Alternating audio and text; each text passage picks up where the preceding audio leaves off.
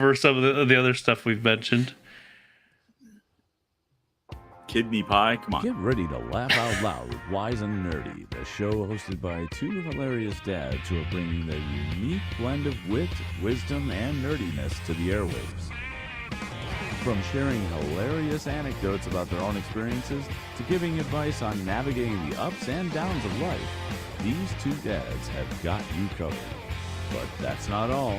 They're also obsessed with all things nerdy, from comic books and sci-fi movies to video and board games. So whether you're a fellow dad, a pop culture fanatic, or just in need of a good laugh, tune in to Wise and Nerdy and join in the fun.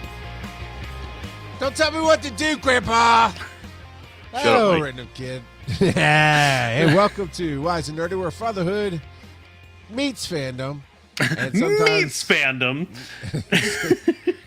Meat. This would be the worst sports commentary team in the world, I think. I'm sure. I think it's mostly because I don't watch sports.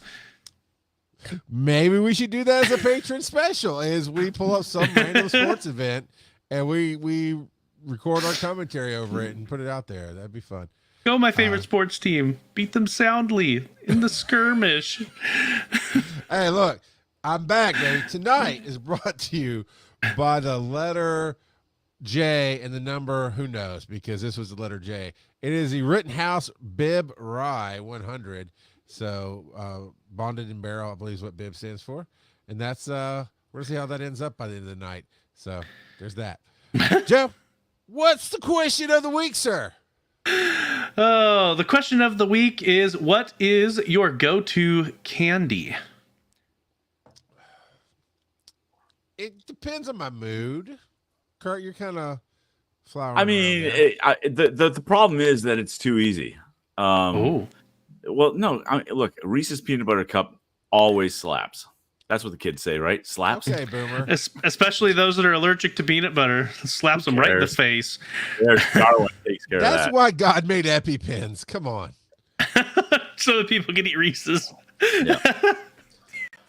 I mean, Reese's cup is okay. I mean, it's good. I like a good Reese's. I like it out of the freezer. You ever put your Reese's cup in the freezer? Yeah, sure. Yeah, man. I mean, look, it's like the best candy. The Reese's Nutrageous bar. He didn't say what's the best candy, because that is always going to be debatable and on preference. But it is what's your go-to. But I do like a good Nutrageous bar with the pieces inside of it as well. Yeah, it's a Reese's bar. But it depends on my mood, Joe. So there's the Nutrageous bar. I really like cherry sours most of the time. Just any brand, doesn't matter. You get a generic gas station brand. It's all about the same. It's just cherry flavored sugar balls. The gas station brand, when you have the little hairs on them, oh, it's delicious. That's the best, right? There's a quote for tonight: cherry flavored sugar balls. With hair. I am against most of the world because I love a good candy corn. I like a good candy corn candy. Dude, the Nerds candy corn is the weirdest but best combination you can ever have. It's not beat us, but obviously you two. See, we're establishing good taste, Charles, bad taste because they have bad dad jokes and they don't like candy corn. So far, 2-0. I mean, I've eaten candy corn, but it's definitely not my go-to ever. Candy corn is the best tasting wax you can eat. K-Ro. I grew up on the K-Ro corn syrup. That's just hardened 3-day-old K-Ro corn syrup. Oh, man. So my go-to. Wait, so what? No. I'm sure. So you can have your go-to, but you were like, candy corn. It's not my go-to. That is not what those two responses don't go together. That's like Dennis going, "Oh, I hated this movie. I give it a 7 out of 10." Okay, you do you, Charles. You do you. Yeah. I mean, you're just judgy. You No. have to put the judgy part. I'll be all right with that. That you need candy corn. I'll buy some on November 1st. And I'll bring it to you on. Oh, that's the best. That's the best. You get it on sale, year-old man. candy corn. Bring it to you at Dragon Con. You know it'll still be edible. It'll still be edible. It'll survive a nuclear blast. Yeah. Pretty Next much. thing you know, he's going to say he likes circus peanuts too. No, I don't hate them. I don't.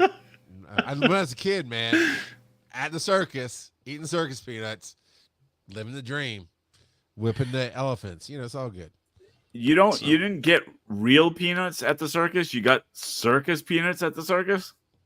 I lived in South Georgia, buddy. We had real peanuts out in the backyard. So yeah, I got circus peanuts at the circus.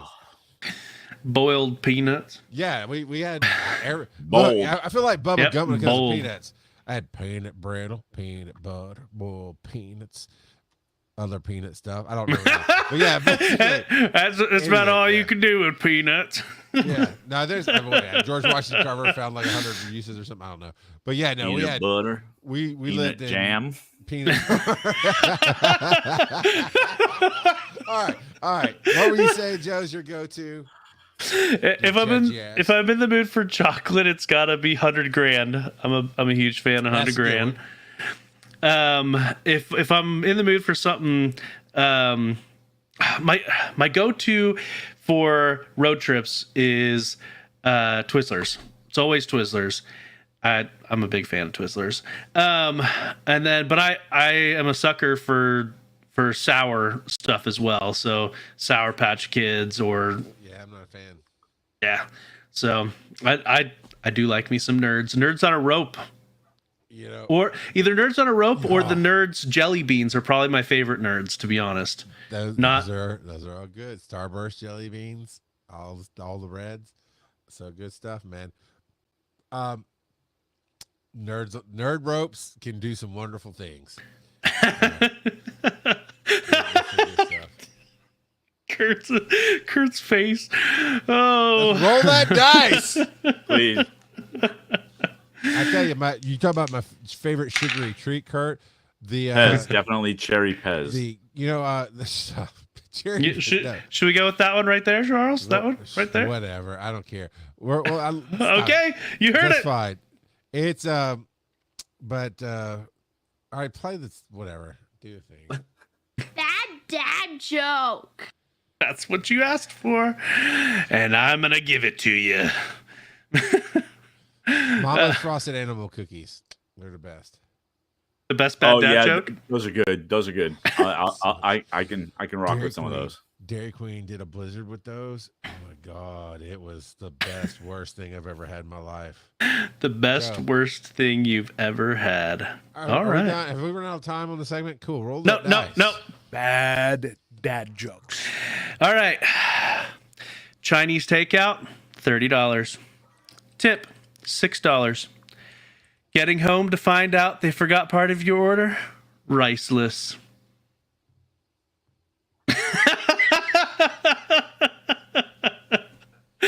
Go over this now I last week. understand. I understand how Ben Kenobi felt when he's like 1,000 voices screamed out and then were suddenly silent. That was painful, dude. That was painful. Here's one from Kurt. Okay. Not ordering the beef and broccoli would be a huge mistake. The smile on his face. It's just he can't. He's trying to get the last words out, and he can't because his face is stretched so thick and tight. Because it was good. I shook my head at that one. You're so dramatic. So dramatic. Am I? Yes. Yep. Yes, you are. What are you nerding out about? Dun, dun, dun. Kurt, Dun dun dun. Yeah. you have a problem. I do. I am the group. We got you. I am deep into my 3D printer, and I've been printing things out because I think I'm going to end up doing a craft fair at some point, selling 3D figures. I may or may not have 5, 10, 15, probably, 15 or so articulated triceratops on the printer right now, printing out. And I lied earlier. I don't give a crap about Christmas cards.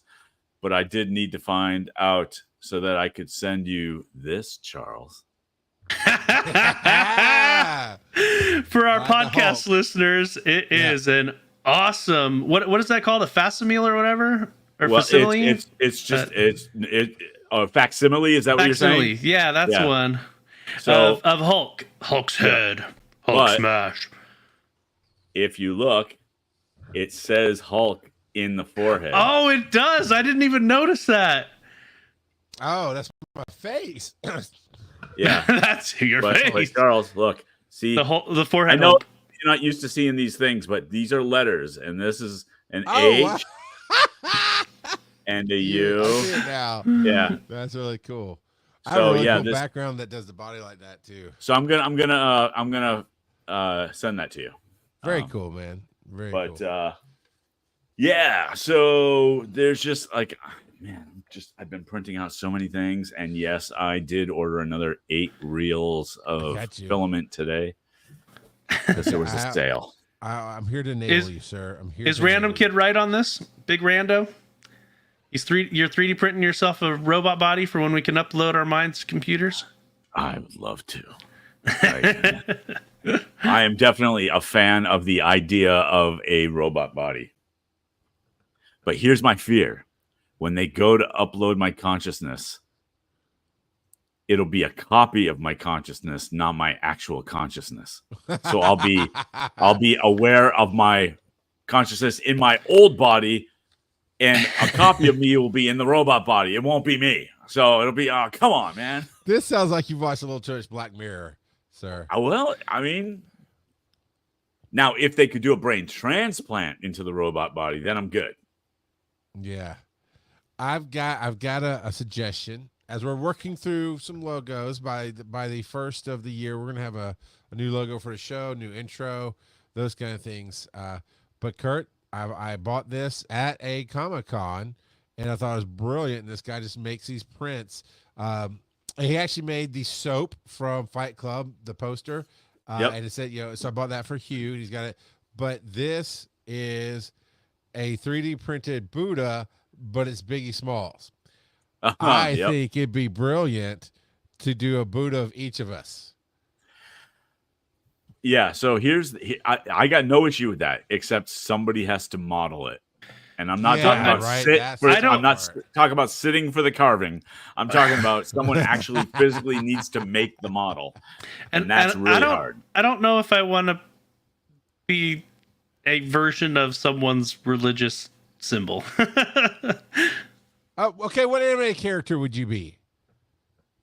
Oh, the Shield Hero. There you go. You okay, no. You have to be Rising Impact. You're not a Shield Hero, so there's no way you could go nearly as dark as he went. No. You don't know me. Your favorite. You don't know me. We've gone down this road. I forget what it is. What's your favorite anime character? My favorite anime character? Yeah. Ooh.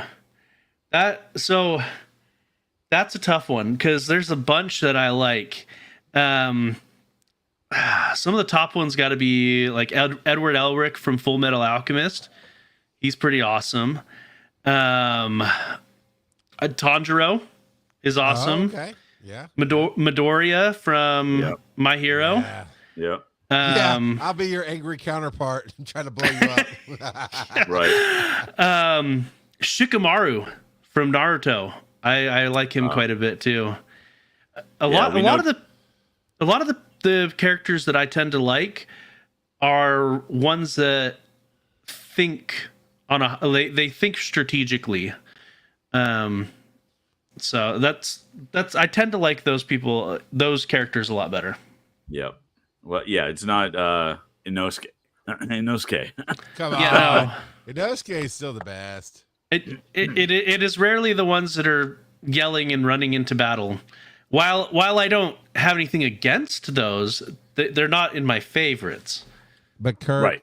Kurt, I do kind of feel like, especially when the Mountain Dew kicks in, Joe is so Zenitsu all day. Just he sees Kelsey, goes, "Oh my God, Kelsey!" And he follows her Yeah, around no- and chases her, and she runs away. Right. You know, we go No to one- battle, Kurt. I'm charging in. We can't find him because he's out there sleeping, and he shows up and saves the day. I mean, come on, that's Joe. No Right. one has experienced the Mountain Dew high like you did when we were going to Chicago. It was something different. And I had Twizzlers too. I had Twizzlers, and it was a 12-hour road trip, and I think I drank 2 or 3 20-ounce Mountain Dews, and I ate some Twizzlers. So yeah, I was all hopped up on stuff. Did you drink the Mountain Dews through the Twizzlers? No, they weren't red vines. You Red can't vines drink are them the through red Twizzlers. vines on his nose. No. Red vines are the ones that are not hollow. Twizzlers are hollow. You got that flipped around. Yes, you do. You 100% do. Nerds. Oh my god. This guy's so nerdy so fast. You go ahead and Google it. The red vines are the ones that are hollow, not the Twizzlers. I feel like a Yeah. man right now. I think I need to do some sports ball and dip. I don't. This is making me feel like a jock. Okay. Well, what are you nerding out about, Charles? No, you're next in the list, my friend. All right, fine. So I put down Young Sheldon. The final season dropped on Max recently, and so my wife and I watched through that, and they did a really good job of wrapping everything up. And they left it on a really, really high emotional couple of episodes. And then I think they're doing a spin-off of Young Sheldon now. Instead of focusing on Sheldon, it's going to focus on his older brother. So, but... Oh, is that the George and Mandy one? Yeah. George and Mandy's Yeah. first marriage or something like that. Yeah. That's starting soon if it hasn't started already. But yeah, so yeah, we've been waiting for it to pop onto Max so that we could watch the final season, and so it dropped, and we binge watched that this last week. It was really good. It was very good. That's I've only awesome. seen a couple episodes, and they did seem to be pretty good. But Yeah, well, I'll add it to my list. Well, and it's one of those things that most people are going to know within the first couple of episodes if this is for them. If you don't like it in the first couple of episodes, you're probably not going to like the series. So, Right. Yeah, I like ones where it's like that. Tracks. But then again, I also like Steins Gate, where I've told Charles that he has to watch the half of the first season to let it hit its stride. And I've actually, I'm not hating it. I just haven't found the dubbed version, and maybe I didn't look hard enough on Crunchyroll. But I've watched the first episode and half of the second, I think, but it's very much the dubbed version currently. And I prefer dubs. Subs. Well, Subs. Sub, I dub, prefer dub, sub. Subs, But- yeah, subtitles. Subby I dub. prefer subtitles, but you have to focus, and I've built a life where I don't focus very well. Huh. I like to play a game and watch something at the same time, and That's part of the that is literally part of the reason why I don't like subs as much. yeah. I just Well, wish dubs were they're getting better, but Yeah. I wish they were better. There's one that I need to give a try, but I've seen little clips of it. I think it's called Ghost Stories or something, where they didn't know what the actual script was, and they didn't have a translator to translate, so they just did whatever they wanted for the dubs. Yes.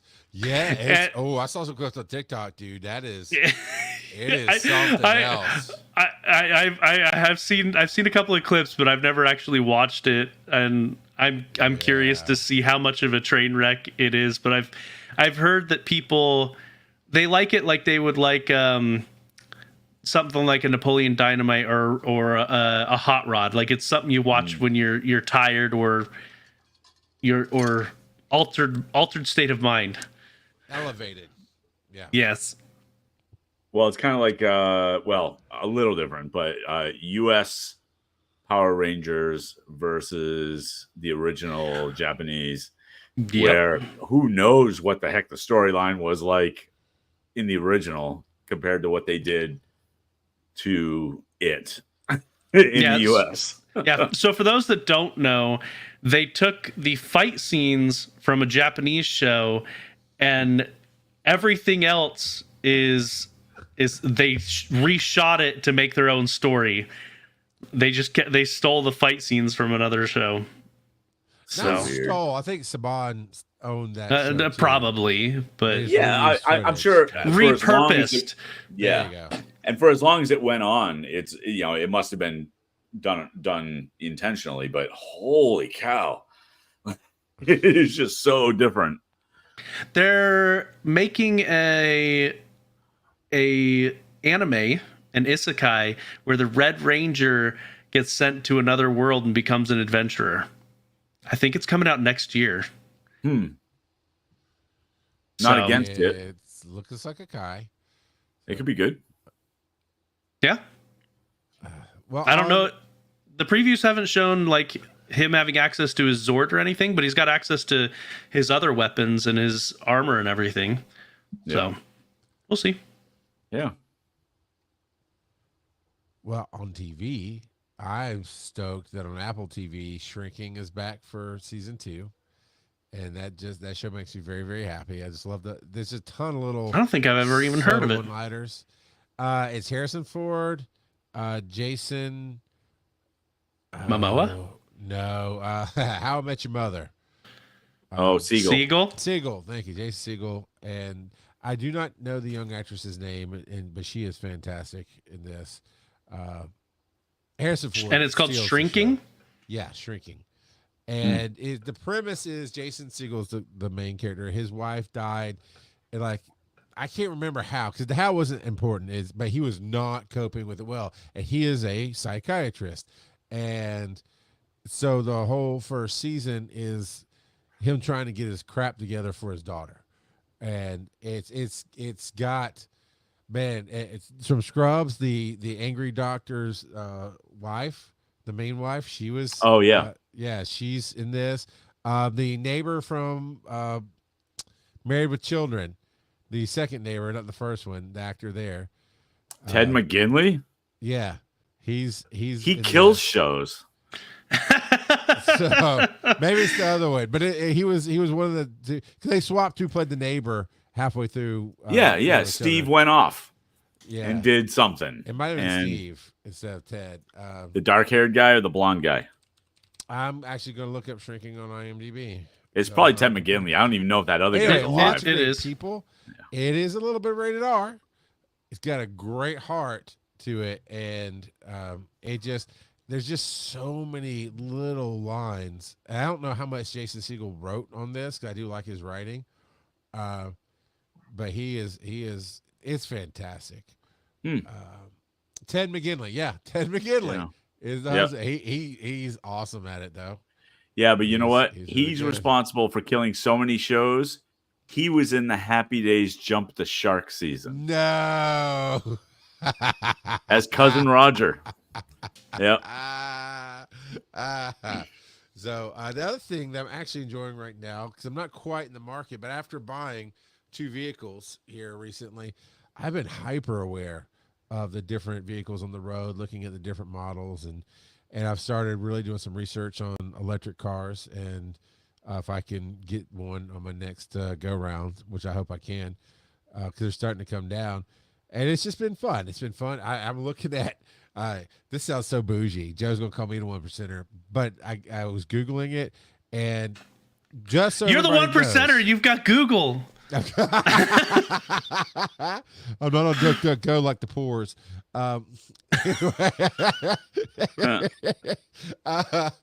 Here's another quote. I'm not on DuckDuckGo like the pores. But for a range of affordability in electric cars, you're looking at the economical end of brand new being about 50 to 60,000, and the higher, more standard end being about 100,000. And I'm not looking at the 100,000. I'm not even looking at the 50s. Like I'm looking at used cars and see if I can right time, right place, something. Because I need it much lower. But just looking, that stuff, right? To see what maybe will come down. Jaguar has an electric car, and it looks What? good. I know, right? That's why I'm 1%, but it looks. I've never wanted a Jag in my life, but this crossover that they have, it looks mean, and it's electric, and it gets really good mileage, and it landed at like $70-something thousand, so right in the middle range of electric vehicles. For comparison, the Ford F-150 Lightning 2024 is about 80 grand. The Rivian is about 95. The Rivian RT1. So yeah. And the Teslas, the models that everybody knows of Tesla, those are about 80 grand, brand new. Yeah. But I'm having fun looking them up and seeing the mileage and seeing what the differences are and just kind of seeing what's out there. Yeah. I wonder if they've got a word.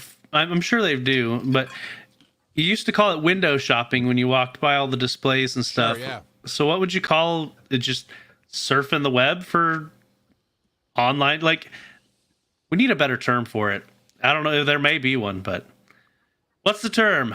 They got a catchy term for shopping online, for window shopping, stuff that you may never or probably never will buy. Carvana that. False carding. You just put it in your False cart, carding. You're never going to check out. Right. It's on layaway. I've actually taken to we've talked about this before. I want them to sponsor the show. Love CarMax. Come on, CarMax. Wise and Nerdy, where fatherhood meets CarMax for your best deals on good cars. Anyway, but their app flows so well. And so I'll just go on their app and just look up electric cars in a 250-mile radius. And if I like it, I'll take a screenshot and have a special little photo folder. So I can always kind of go back and what was that model? And I can go look it up again if I want to. You know what I did last time I was searching for a car was I went to Kelley Blue Book. Yeah, I noticed that because they sell link some into vehicles. dealerships and whatnot. So, Okay. and not just one. You know, they're not beholden to one manufacturer. So, Yeah, I've never but- bought a new car, but I've been thinking about it on the electric side of things because used versus new, it's still in the same ballpark. sure. I'm nervous. I was nervous about, if you get that first model, but the last two vehicles I've driven were the first model of their kind in those particular years. Like the C-Max 2013 was the launch model. That's what I'm driving now. The Honda before that was the launch model. So it's not as scary anymore to go, oh, things can go wrong that they didn't predict. But that's also why they put warranties on things. And so I might actually, if I get to a point where I have some decent money to put down on it, I might get a broker to try to get me a deal on a electric car. But then I got to really know what I want. So that's hard. Because Right. I got to test drive it. And some of these new ones, like our friend Dennis, he has a Rivian and he pre-ordered Right. his. And he did get to go at some point and drive it at the Rivian lot or whatever was scheduled near him. But I he was don't on the know. waiting list for like 3 years. I Yeah, mean, he was out for a while. Like the first model now is hitting CarMax. So it's about 3 years old. oh, okay. Yeah, 2 to 3 years old, something like that. Even though technically he's still getting a first model, it's just a 2024 first model. Right. But yeah, I don't know. What do you guys do? You have to test drive your cars? Could you just go? Yeah, want I this did. car." I always did because you got to feel it. You got to at least, and you're a bigger guy just in terms of height, if nothing else, right? So you got to be comfortable. Yeah. And You got- when I was buying cars, I was heavier, but I have to make sure that my legs feel good. I've rented enough cars where Yeah. my leg would bang up against the wall of the in the driver's seat area and just like be uncomfortable. Yeah, ain't nobody got time for that. Yep. Yeah. Well, and there's definitely some that you have to take a look at because there's been a couple of different times where I've test driven a car and I could feel the transmission hiccuping or things like that. Because I always buy used. Granted, the used market is very different Now, in the last 4 years, but yeah, thanks have- COVID. Yep. Yeah. but Yeah. What was the, because you used to get cars, and I want to say you used to in the last time I bought, so within the last 4 or 5 years, I just paid off my car. I usually get a 4 to 5 year loan and try to pay it off a little early. Anyway, you could get on a very low, small car, budget car end, used was $8,000 about 4 or 5 years ago, right before COVID. And now, because I just shopped for my wife and my daughter, we're just trying to find something that fit, right, that she could afford. So we're going cheap. You were lucky if you found something for 10.9. It's really like 11.9 to 12.9 at the lowest ranges. Yep. And I don't know if I've said it before in the show, but I normally flip my car at 100,000 miles because I've driven it. That's usually when I pay it off. It's about I get them about 30, 40,000. You flip it for the insurance scam? Yep. Joe, you can't say that stuff on air because then I can't do it anymore. Yeah, Joe, you should definitely take that back, Joe. You ruin everything, Joe. My bad. So. You take it to a deserted part of the highway and light it on fire. I mean, I am totally going to crash into your car. But see, Joe lets drunk people drive my cars, and we're going to have a talk about that next time, Joe. I protested very much. I saw you pick Travis Jones up and spin him, and Hugh is no Travis Jones, so you did not protest very much, sir. Anyway, yes, about 100,000. I usually have my car paid off between 100 and 110,000, and it's still got good value because I take care of it. So I'll trade it for something that has 30-ish thousand miles typically. Now I am at 170,000 miles because I mean, I've kept my car up, no major incidences. At 100,000, I did a full inspection and tune up and everything else. And I mean, that's a hybrid. It doesn't run in some of the same issues at that mileage that full gas engines do. But yeah, it doesn't. Cars feel really like do last longer, old. though. In general, they're lasting years. longer. And it is. I mean, it feels great. It's a good car. Nothing's going wrong with it. 24-year-old cars qualify for vintage tags. Next year, the year 2000 will be vintage cars. The year 2000. Exactly. Yeah. Well, I mean, we talked about this. My Prius was a 2005, and I just got rid of it last year. Was that a full electric Prius or a hybrid Prius? No, it was a hybrid. And it had about 310,000 miles on it. Because every time something went wrong, it was like, I don't know, $1,000, let's say. But that was like it for the upkeep for the year. So like I'd go get my inspection, and it was like, it's going to cost you like $700 this time or $1,000 this time. And I did the math, and I couldn't justify nuking it. Like it didn't make any sense until it literally died. So. Yeah. And 340 something thousand is what you said? 310. 310,000. I think because there was a bug in the odometer where it wouldn't actually show over 299,999 miles. He was happy. And it cost $400 to get the upgrade for the code. And I just said, I'm not paying that. That's dumb. So yeah. The odometer was broken on my first car as well. So, Didn't you think if you went backwards, you wouldn't get mileage? No. No. I learned that doesn't work from Ferris Bueller. Yeah, of course. Well, alrighty then. Stay tuned for this commercial break. Oh, I did my favorite. I love my favorite. That's why it's your favorite. Yeah, that is the definition of Kurt. This dude, it's good. It's good. It's good. We're getting a break next week. It's good. It's good.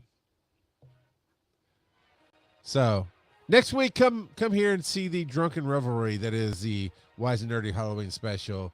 Joe will not be here, therefore, when Daddy's gone, the other two daddies will have a party. I don't know. That didn't come out right. So, hey, support us. Support your party daddies over at patreon.com/wise_is_nerdy and join the fandom today. We got all kind of awesome stuff going on there. And we're going to be working on some new coolness coming out in the new year 2020.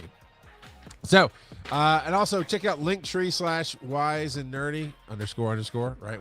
Wise __ nerdy. And you can find everything that we do. Now just chill for a minute.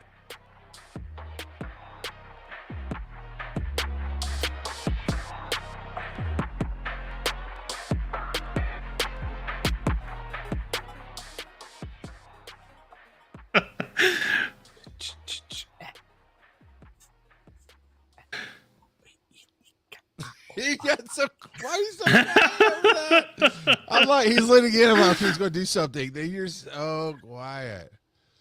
Oh my goodness. Joe, do we have some speak pipes? No, but what we do have is our announced question of the week for November 14th. Which celebrity chef would you most like to fix you Thanksgiving dinner? Oh God, I thought you were gonna stop at fix you. Yeah, that'd have been great. That's a real question because then we get to go. Yeah. Those are way different answers. They'll spend their entire life trying to fix what's wrong with me. Oh man. But yeah, next week is going to be me and Kurt, and who knows, we might get some rowdy friends in and glue Baby Ruth bars to the bottom of the candy bowl. Huh. Well, that's honestly, that's a really interesting question. Well, yeah, a couple of weeks to think on it. So yeah, sure do. Roll the dice.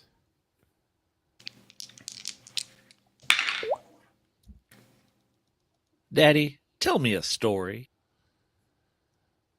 All right, Joe. This is more of a question. Does this have a story behind? I'm sure we can come up with plenty of stories. It's labeled "Whichest memorable experiences shall you have had at a Halloween eventeth?" Making fun of my phrasing, you dummy. Ye old Halloween event. You have had at the ye old Halloween eventeth. I can read what you typed. Okay. I read it just fine. So. Yeah. So, Daddy, tell me a story about some of your most memorable experiences at a Halloween event, whether that's haunted house, haunted hayride, corn maze, party, whatever. Halloween event. I just hit one, but go for it. I want to hear Kurt's story from when Halloween was invented. Yep. So back when candy corn was considered evil by all. Honestly, I'm not actually a big fan of Halloween. It was great when the kids were small, but great to the extent that I didn't walk them around the neighborhood because. And I am very much a don't knock on my door. Here's a bowl of candy. I don't care if the first person takes it all. Like, just, I'm just not that guy. That being said, when I first started working in the video game industry, the guy who owned the company converted his house into a haunted house. And he was he is pretty well known, but was very well known at the time in terms of the video game thing. And so he had a lot of money. And so he would go all out and like convert bedrooms and whatnot into his house. And when they moved the company to Texas, he basically created a haunted house. Okay. But when it was his house, all the employees would go and we would help man the haunted house. And so like one year I was a butcher just chopping on a live body. But he had set up a table so that whoever was lying on the table, their butt and stomach was below the board. So it was a big divot that they put their butt into. And so their legs were out and their head and shoulders were out. And then they'd lay a board across the front and then get a bunch of entrails from the butcher and just put them on top, and really gross. But it was a lot of fun just because he went all out and spared no expense for special effects and things like that. So the neighbors on his street went a little nutty every Halloween. Nutty, like they look forward to it, or oh Yeah. my god, it's coming again. No, they look forward to it. They didn't try to burn it down. Yeah. Mine, Yeah. I could not tell you what my trauma is on this, but I do not like costuming. I typically, I mean, I realize it has to You be go to high-end. Dragon Con. Well, that's what I'm saying. It is high end, right? I've learned that. Okay, I like good drag queens. I like all the different cosplay that people really go hard work into. But that's not what I grew up with. And so when you talk about like a costume party, I don't know, man. It just I'll have to talk to a therapist someday and figure out why I just get weird about it. But when I was in college, I had a couple of girls invite me to, this is Christian costume party, whatever. So it's not slutty anything, unfortunately. But it was, whatever. And for whatever reason, I decided to go all out. And I love the Punisher. And I was already working as an EMT, so I had the combat pants, and I got just a black turtleneck shirt or whatever. And I did the skull myself with the drips. I mean, it was Kurt. If I can find a picture, it was obviously handmade. I mean, it was not like high class or anything, but it was Right. it was authentic to the Punisher at the time in the late 90s. And then I dyed my hair black.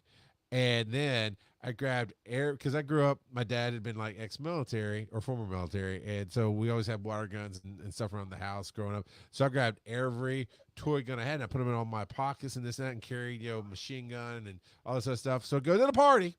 And this guy who was always jealous of me, and he was like, I don't remember what he dressed up as, but he was trying to be the hot shot of the party. He was like, "Oh, yeah, let me see your gun." He's like, "Oh, I got your gun now." So I reached in the pocket, pull another gun. He goes, "Give me that one."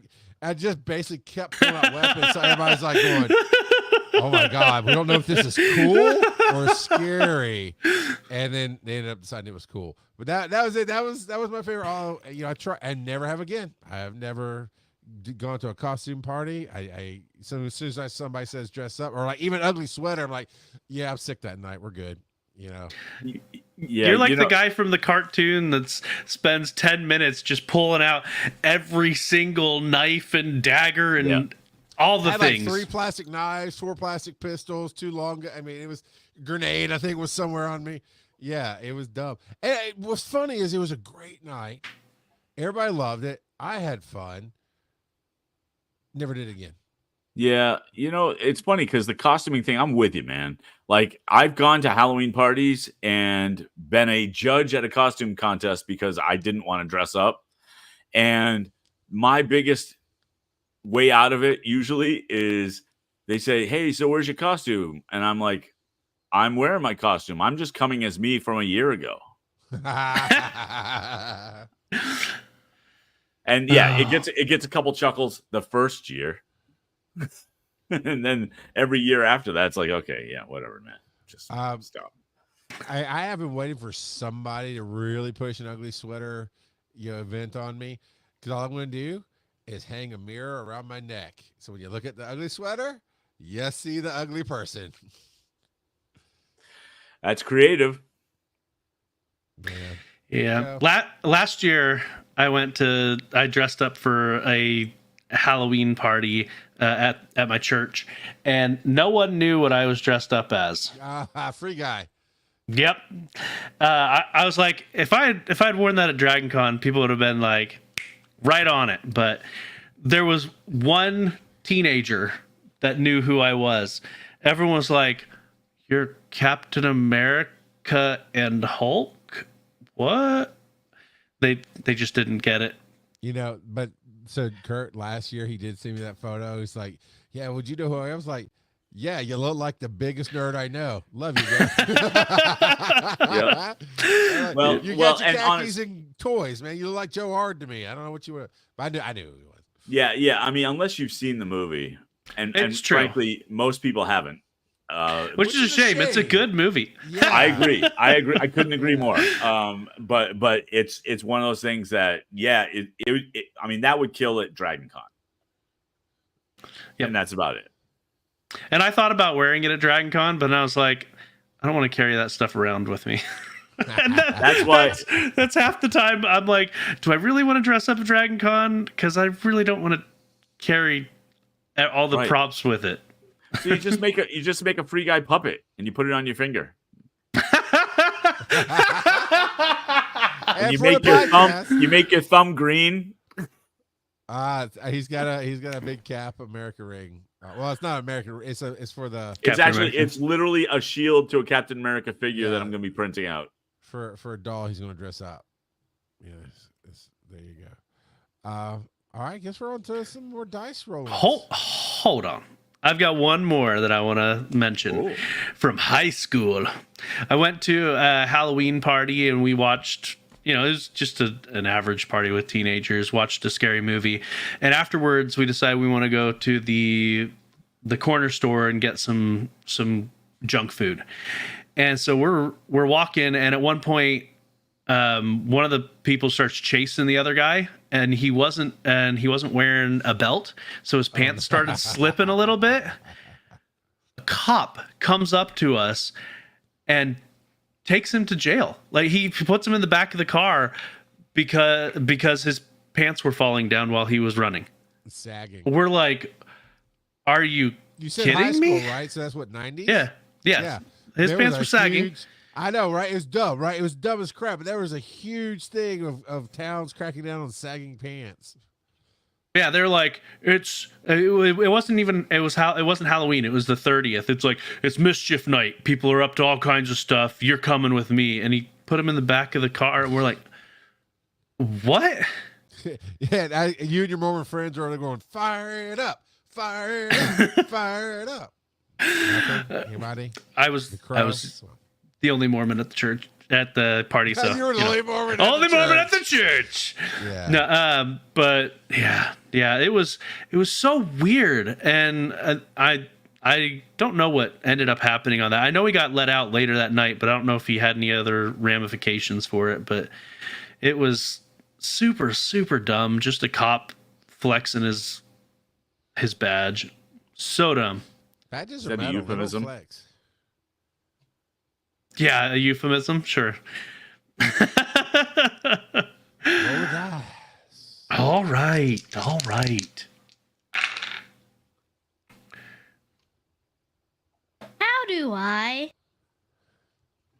How do you see Joe and I live in person? That is an awesome question. Coming up, Conjuration, November 11th, 12th, and 13th.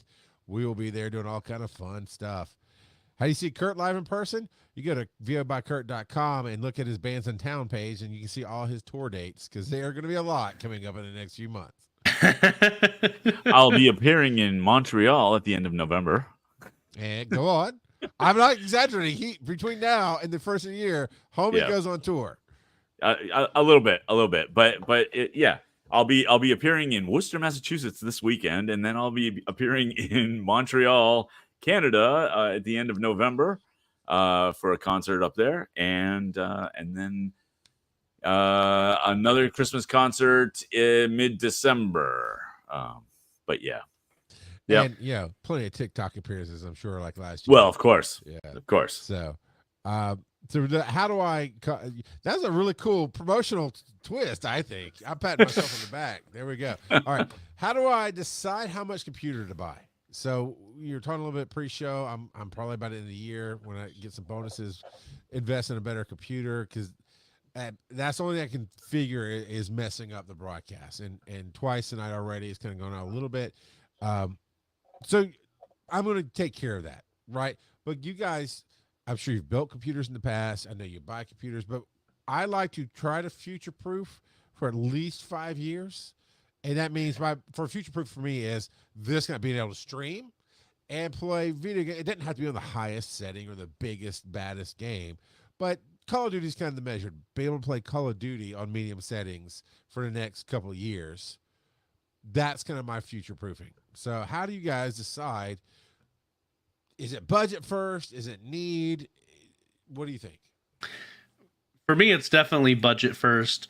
And what you can actually do if you like Reddit like I do, there's a subreddit called Build Me a PC, and you can say, hey, this is what I'm going to use it for. This is my budget. what can you find me? And they'll give you some really good suggestions. And they just go to town on it. They don't ask for Yeah. anything in return. No, you just post it there, and these are people who so you've never played D&D, right? Not really. You've played it a little bit. Okay. So there's a thing in D&D where especially DMs, they love making characters that they never get to play. Same thing with this subreddit, where even though they're not going to be playing the PC, they love just theorizing what's possible with a given budget and different constraints. It really is theory crafting, right? Yes. It's kind of just the same thing. And so this is what they love. There was a I watch a YouTuber called Linus Tech Tips. A bunch of people know him. Fairly recently, he went on Facebook and found a whole bunch of people who would build custom PCs, and there was one specifically that he didn't charge any kind of fee to put it together. The only charge was the parts, and that was the cost of the PC that he made for him. He's like, I just like building PCs, and so he does this service basically for free. For this particular person, they gave him a budget, and he said, okay, this is what I can do for you with that constraint. They okayed the build that he suggested, and when they pieced it out, they're like, yeah, he's not making any money off of this. That is how much it cost him. And so there are people that this is their hobby. This is what they love to do. Yep. And I've gone back and forth. I bought retail and I've made my own or built my own. And like this last one, I built my own. But I went by budget. I said, I have this amount of money to spend. And then I did a bunch of my own research. I didn't go to that subreddit, but I did go, okay, if I know that I want this generation or newer CPU, and then I started Googling, okay, what's the best bang for the buck? Let's say we're talking like Intel 9th generation, is it better to go that, or is it better to go AMD equivalent? And depending on when you research and the year, it may make a difference. And so there's that. But also, like for me, I wanted to be able to virtualize and have a discrete graphics card. And so that was all part of that. It's like, okay, so best bang for the buck. And I even would go budget graphics card and then work up from there. And it tends to work out. It's just a little bit more legwork. For you, if Call of Duty is your benchmark, really, then I would spend right. Well, and nowadays though, going to a faster CPU isn't as effective as it used to be. So I would spend more money on the graphics card, and then a non-starter is you got to have at least 32 gig of RAM, and you got to have SSDs. I mean, that's where you're going to get the best bang for the buck, regardless. So, yeah, and you can actually, if you put in too much RAM, you can actually slow down your computer that way too. Granted, that's way too much. Yeah, I'm talking like people who are trying to put almost 200 gigs of RAM in it. It's not feasible. You still really don't need more than 32. Not really. Yeah, 32 is a good sweet spot right now for a general purpose computer with gaming as one of the aspects. You highlighted it there briefly. I put a website in the chat there, pcpartpicker.com, where you can go there and you can decide different builds. And what's nice about that is it will also detect compatibility issues. So if you put a case in there and then you put a motherboard or a GPU that's too big for the case, it'll be like, no, this isn't going to work. Or if you put a motherboard in there that only takes Intel CPUs, but you put in an AMD CPU, it'd be like, yeah, that's not going to work. Did you notice it was hard to jam in there? and so that's a good way to pick out your parts. Plus, it links to several different websites that you can price from, because it'll price it out for you. It'll so you can look at what the price is on Amazon versus on Newegg or a couple of other websites as well. So that's a great resource for working on what parts you want to use. So.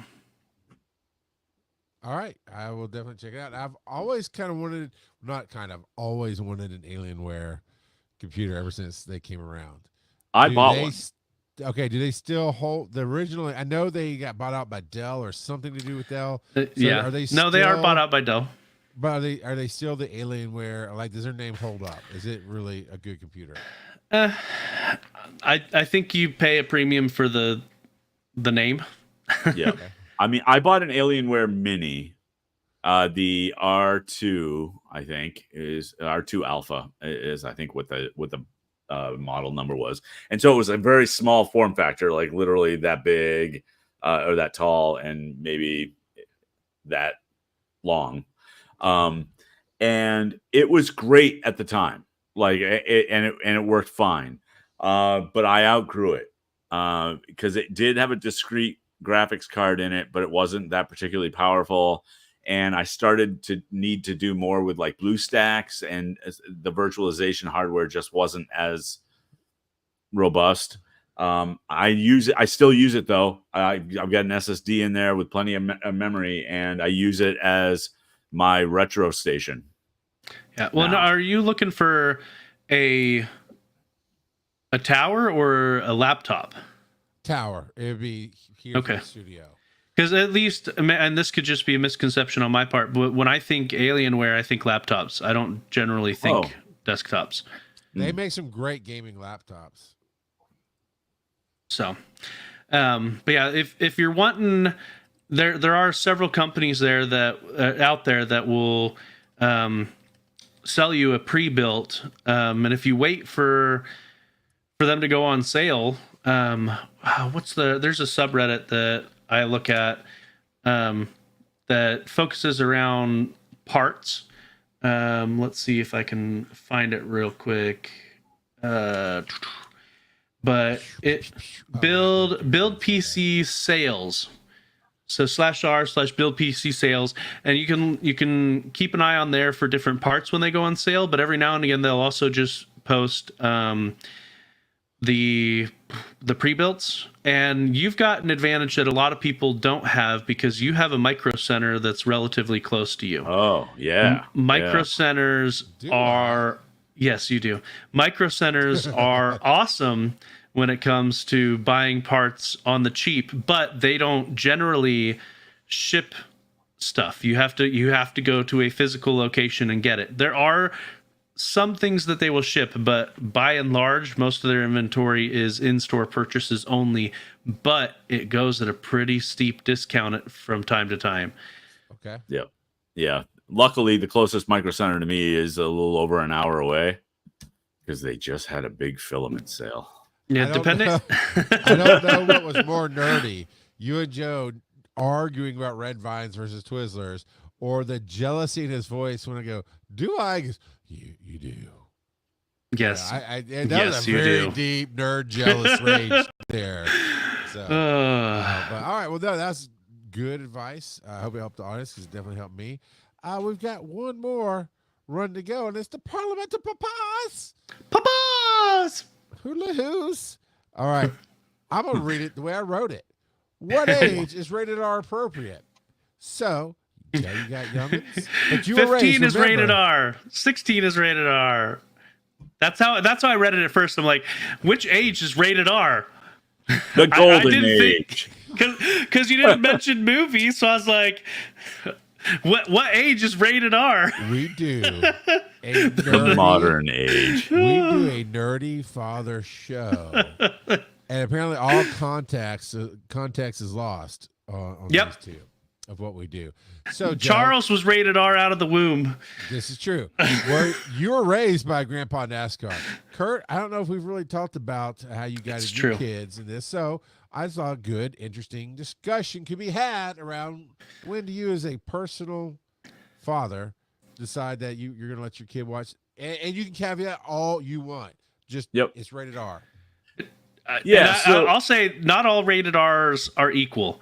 Not at all. Like Gladiator, The Patriot are very different than Yeah. a lot of other rated R movies. Blues Brothers. Yeah. And so, Piranha. yeah. 3D. Not all rated R's are created equal. Right. Like for instance, we were looking at my in-laws' copy of the Hobbit trilogy, and they've got the extended version. The third movie in that trilogy, the extended version is rated R. What? Yes, that's what we were All the just looking at it. blisters We didn't popped even on their realize. feet from walking. No. So the extended version apparently, and I haven't actually seen it yet, but the extended version apparently adds a scene with gratuitous amounts of chopping off of orc heads.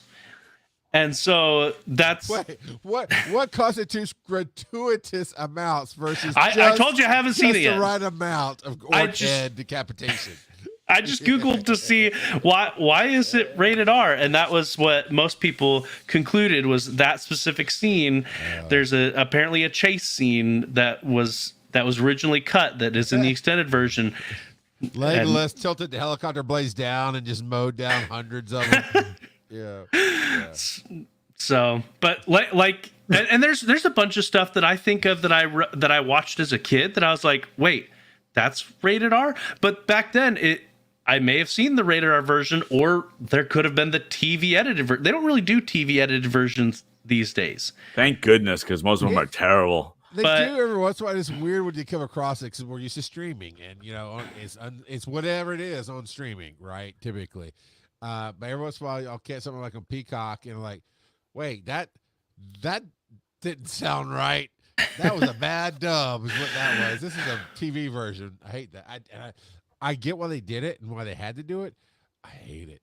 I hate it so much. I do not want the TV dub versions. Just either let me watch it or not.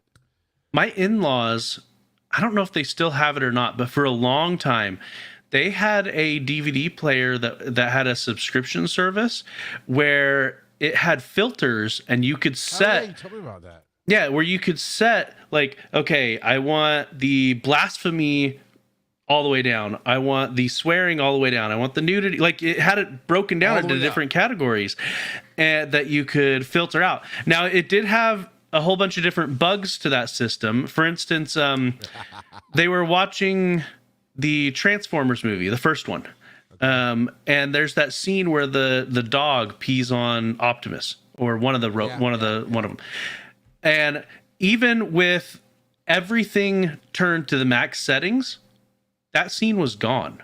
So for some reason, there's it did have some glitches where the filters had stuff filtered regardless of what settings you put in there. But in general, they liked it a lot because my mother-in-law especially really hates it when people take the Lord's name in vain. And so if for no other reason, that was completely reduced on theirs. It's fair. I'm laughing because I was thinking about the bugs. I'm like, oh, what if it went the other two things? What if it went the other way? And what if it just was really hardcore and they're watching like Left Behind and Kirk Cameron's like, and we've got to pray it up. And then you don't know who he's praying to because it just censors every Christian reference to God because of the bug with the blasphemy. But what if it went the other way? Like you turn blasphemy all the way down and then Kirk Cameron is saying the F-bombs and Left Behind, that thought cracks me up. And Kurt left. I think Kurt would have laughed at that. You're just like, yeah, I know you. You're dumb. We're moving on. But yeah. Okay, so that's that. You grew up Grandpa NASCAR, but you were raising your kids differently than you were raised. So you mentioned Gladiator. When would you sit down with Malachi? So my kids have not seen any rated R movies yet. The first one will probably be the extended version of The Hobbit, to be honest.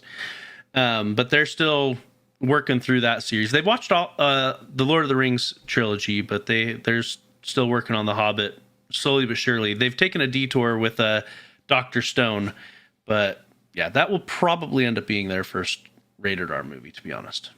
But let's go to content. You mentioned Gladiator. It sounded like you liked it. I agree. It's a different kind of rated R than other kind of rated R movies. It's rated R solely for violence. Like, really. Deservedly. Yes. Violence. Yes. But yeah. But that kind of content, when would you sit down with your kid? I'm a lot more conservative than most people. So as far as content goes, it probably wouldn't be till they're 16 or 17, to be honest. God, I wish Grandpa NASCAR was still alive. Between me and him, we'd ruin your kids. We would tag team ruin your kids. I grew up watching all kinds of crazy stuff with Grandpa NASCAR. You turned out just fine. But so I'm being a little funny. I would never question somebody's choices, truly. Joe's makes some, no. Kurt? Well, and I'll be completely blunt, and this might be because of the content we allow our kids to watch, but my kids are not as mature as as a lot of other kids. And like I said, that could be because they're not desensitized by the different content.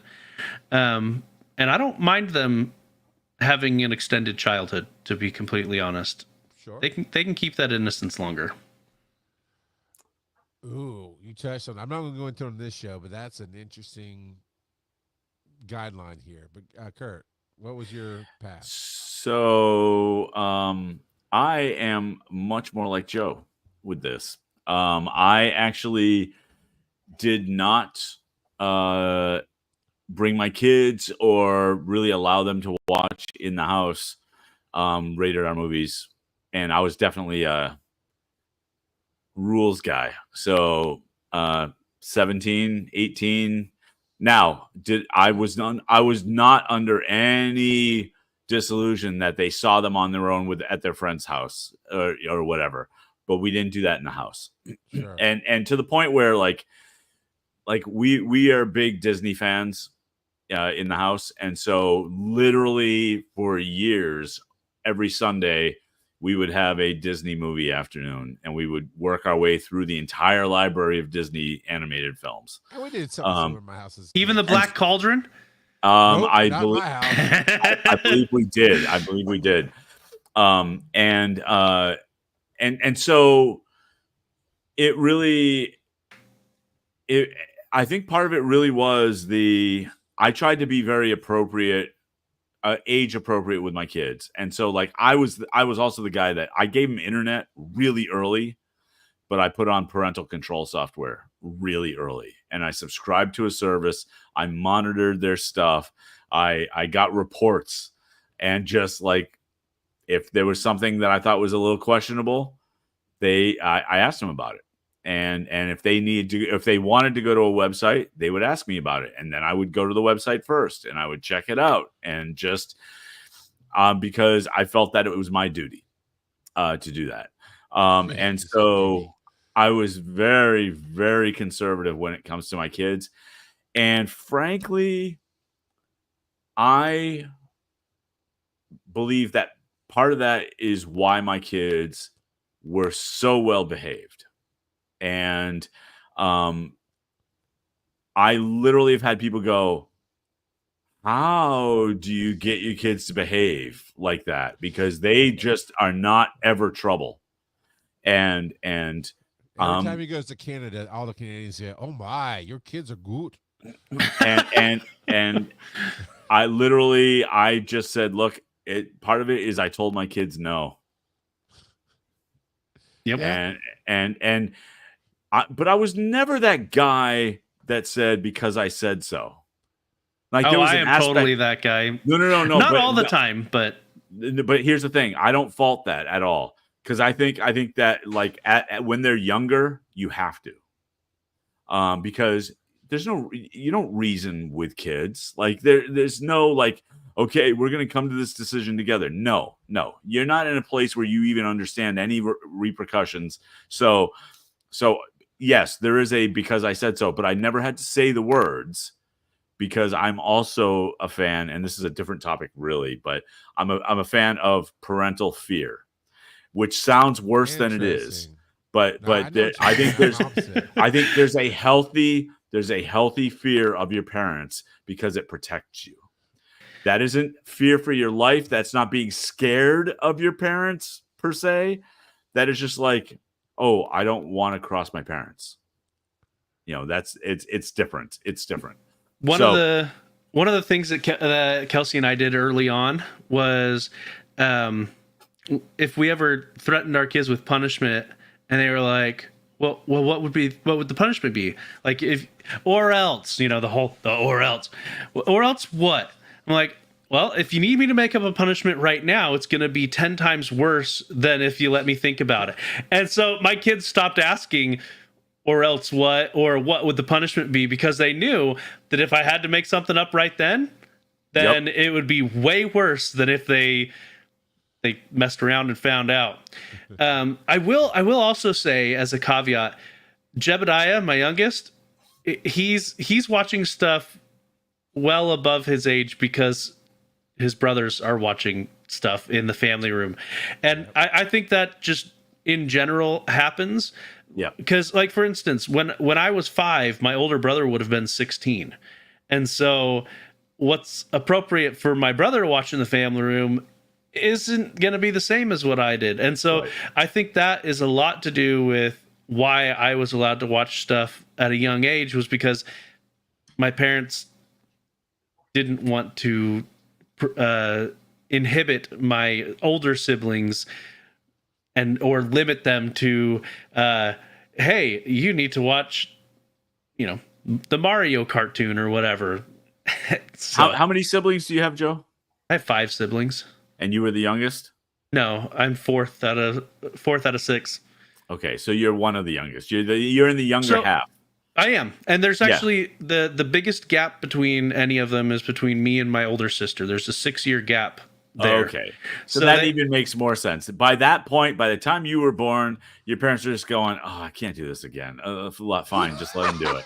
Yeah, I know what you mean. I think there's an aspect of that. I really do. I 100% agree. And like in my family, there is a 15-year gap between the oldest and the youngest. Woo. Or no, 16-year. But yeah. Mine there was an 8-year. There was in my family, my younger sister is 8 years younger than I am. But we have my brother in the middle, which was he was 2 years younger than me. We have an 8-year from the baby to the oldest, but we have 2 in the middle, so it all kind of connects. Yeah, you bridge the gap. Yeah, and I don't know. I was always been different. Kurt, I was raised where I couldn't watch things, and Joe, we did the Disney stuff, but there were certain Disney and Jim Henson things I did not watch. I did not watch The Black Cauldron. I did not get to watch Bedknobs and Broomsticks. Anastasia. That came out. That's later not Disney. It's not Disney, but it's Disney adjacent. Have it. It's like Avatar's not anime, but whatever. It's not. It's not. But we did wholesome things. But man, my mom was so rough on my dad. He wanted to share experiences with me. He's more like my mindset. It was about the content for him and the story and the experience he had watching that content. So I watched Predator, but my mom made him like record it. It's one of those, we've talked about this on the show before, with HBO free weekends, or it didn't cut off for 2 years, all that jazz. So he would record these movies, and then he would go and make the effort to hook up a second VCR and cut out, or at least write down when the time, because on the VCR you see the timestamp, and you know when to fast forward. So there were certain things I couldn't watch, which only made me want to watch some more. And then later, when I did see like the full version of Predator, I'm like, oh, they cut that out. Okay. Is all the drug lords skinned alive and hung upside down or whatever? Sure, whatever. And so I've actually, when I came out of that repressed background, I mean, to the point, Now there's a little side story. I'll make a note we can tell later of when I learned how to BS as a kid.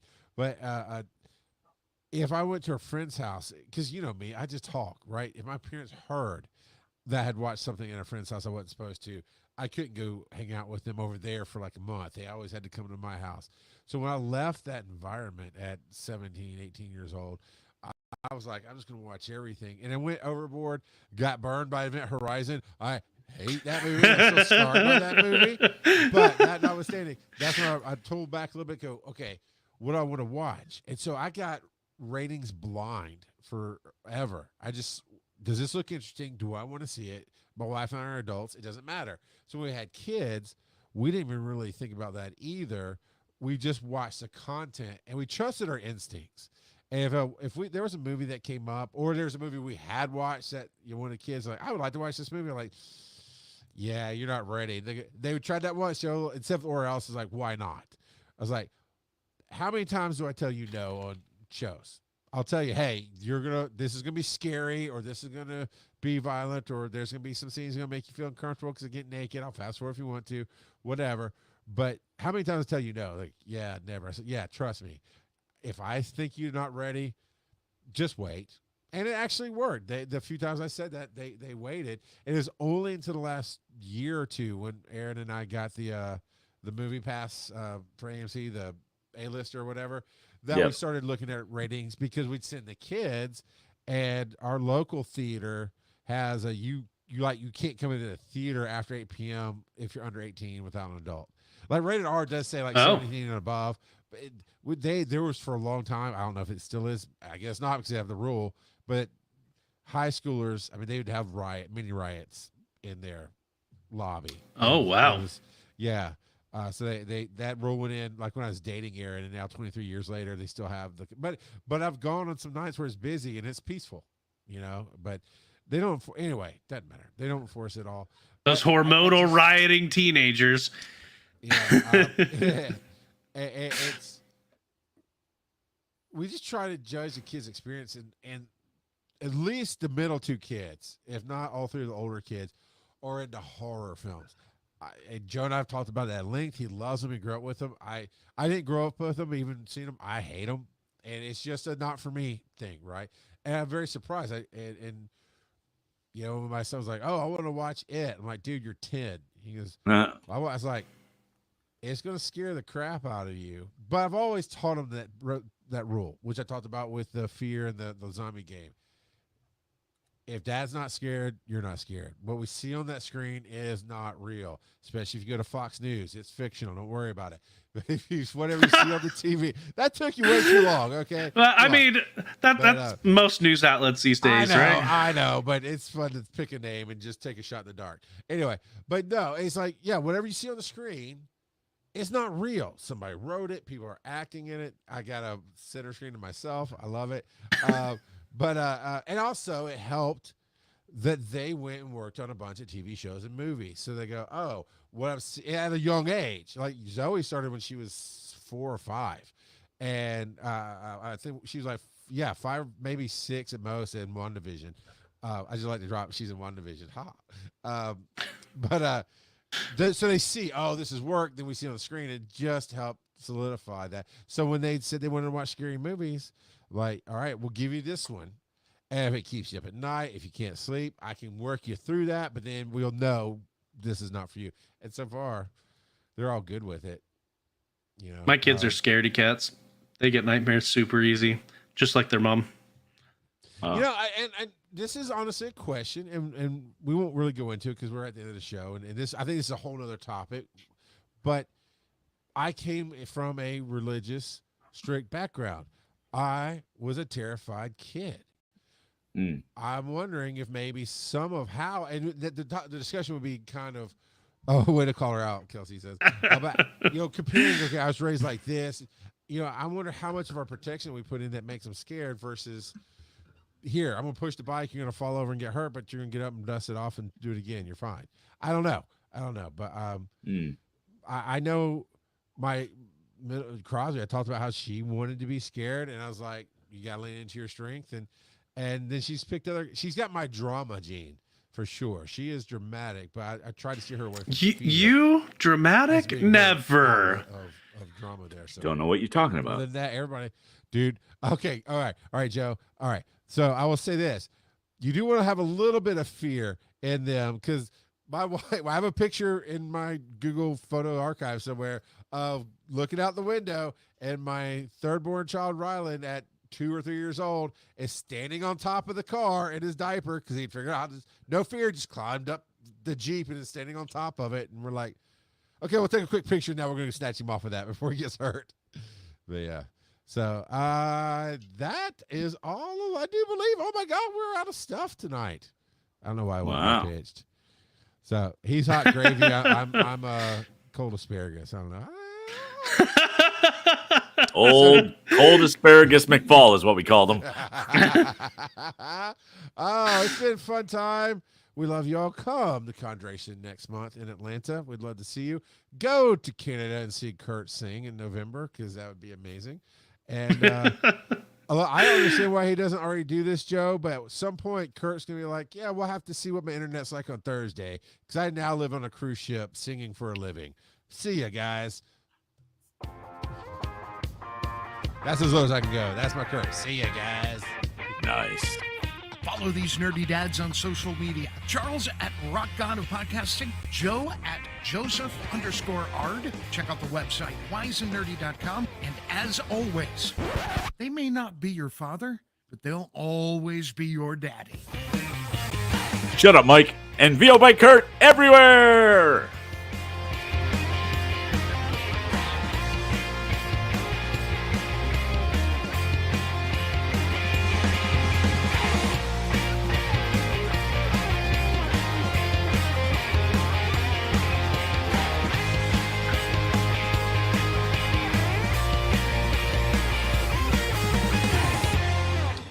That rye was a little burny. That's called an STD. What?